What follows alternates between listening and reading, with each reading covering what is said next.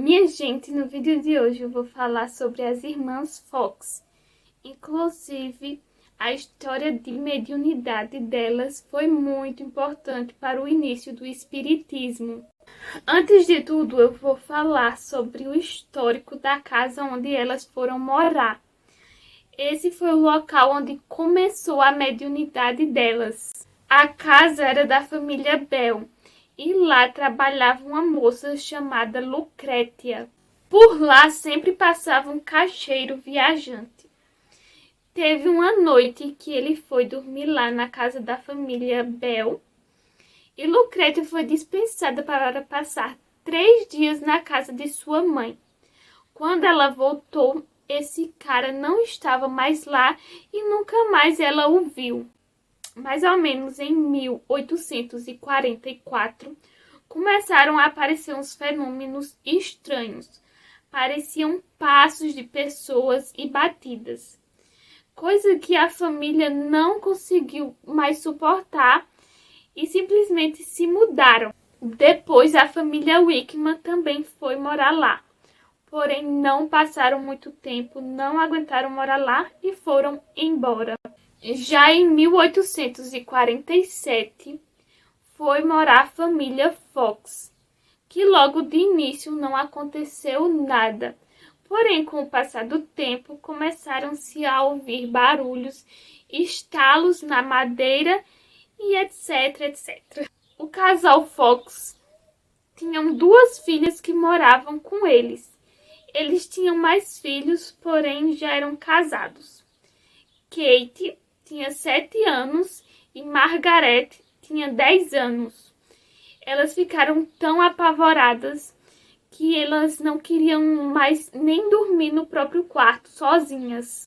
No dia 31 de março de 1948, foi a noite assim que marcou a vida de todos lá. E Kate, com a sua ingenuidade, ela falou assim: Senhor Pé Rachado, faça o que eu faço. E bateu palmas. E o barulho simplesmente se repetiu. O Pé Rachado, que eles chamavam lá na região, é um dos nomes do carinha lá de baixo. Se é que vocês me entendem. A mãe das meninas, ouvindo aquilo, resolveu fazer uma pergunta que só ela saberia responder. Que era: quantos filhos ela tinha e qual as idades dele. E o possível Pé Rachado respondeu com batidas. E todas, absolutamente todas, ele acertou. Inclusive um filho que ela teve, que morreu com 3 anos de idade, que era um assunto que a família preferia nem comentar e poucas pessoas sabiam. Daí ela perguntou se era um espírito humano. E não houve resposta. E depois ela falou se for um espírito de 2 batidas. E 2 batidas foram ouvidas. Então ela perguntou se ele tinha morrido na casa. E a resposta foi sim, com a quantidade de batidas que ela tinha determinado. Enfim! Em seguida ela foi perguntando se os restos mortais ainda estavam naquela casa, se era um homem e se ela podia avisar os vizinhos, e todas as respostas foram positivas.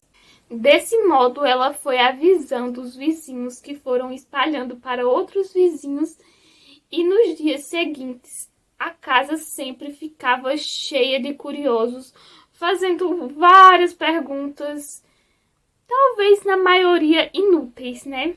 Também descobriram mais detalhes sobre o assassinato, como a hora, o motivo e muito mais. Houve uma noite que as meninas, junto com a mãe delas, tiveram que dormir fora de casa porque tinha uma superlotação lá naquela casa. Aparentemente, passaram-se 300 pessoas naquela noite lá naquela casa. Da família apenas ficou John Fox, que é o pai das meninas.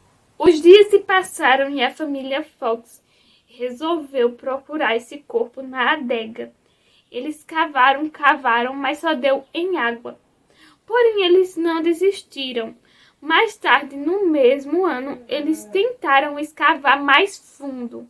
Eles encontraram uma tábua que embaixo tinha uns cabelos, cal e alguns fragmentos de ossos humanos. Porém, não era o suficiente para denunciar. O esqueleto, de fato, foi só encontrado mais de 50 anos depois daquele dia 31 de março. Pois eles se mudaram da casa, já tinham pessoas... E as pessoas já tinham falecido, algumas, né, da história. E aquela casa é um tipo que pode ser... Como é que eu posso falar? Ela pode ser retirada do local. E em outro local, quando ela foi retirada, numa parede falsa na adega, foi encontrado os restos mortais. Aí nessa época já era tarde demais, ninguém pagou por esse crime. Voltando para a família Fox, as meninas foram morar com os irmãos, pois era uma intenção de afastar ela daqueles fenômenos. Uma foi morar com o irmão David Fox e a outra foi morar com Lea. Lea, percebendo que aquilo podia dar uma boa graninha, ela deu um jeito de trazer a outra para morar com ela. Aí as duas ficaram morando lá. Como vocês já devem imaginar, esses fenômenos seguiam as meninas. Aí não se viu de nada elas se mudarem. Só se viu para Lea aproveitar dos dons psíquicos dessas meninas. Que inclusive Lea começou até a apresentar uns dons também. Teve uma época que elas ganharam muito dinheiro. Mas como já era de imaginar, acabou desandando. Teve uma época que uma delas perdeu totalmente os dons. Ela foi paga para falar em público que simplesmente era tudo falso e acabou perdendo a credibilidade.